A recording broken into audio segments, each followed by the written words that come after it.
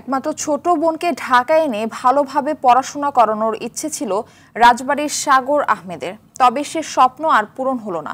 বৈষম্যবিরোধী ছাত্র আন্দোলনে নিহত হন সাগর।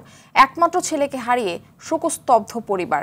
রাষ্ট্রীয় মর্যাদার পাশাপাশি বিচারের দাবি তাদের। রাজবাড়ী থেকে এম মনিরুজ্জামানের পাঠানো তথ্যচিত্রে বিস্তারিত জানাচ্ছেন জুবায়ের রাজিন।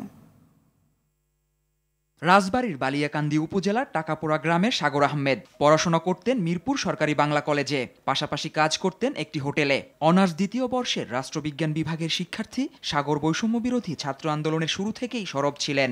গেল ১৯ জুলাই রাজধানীর মিরপুর ১০ নম্বরে আন্দোলন চলাকালে পুলিশের গুলিতে নিহত হন তিনি।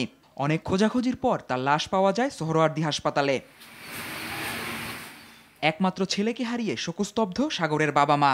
সাগর সহ শত শত ছেলে মেয়ে হত্যাকারীদের বিচারের দাবি জানিয়েছেন তার বাবা।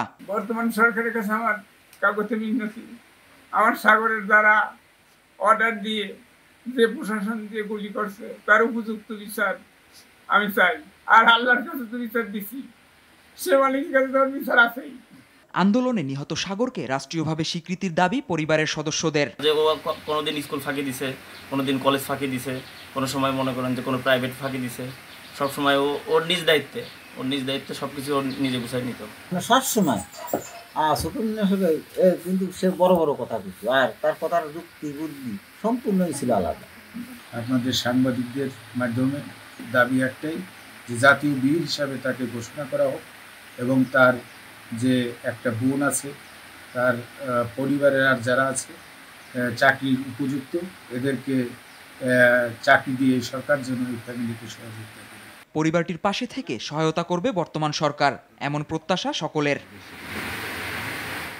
জুবায়ের রাজিন, RTV।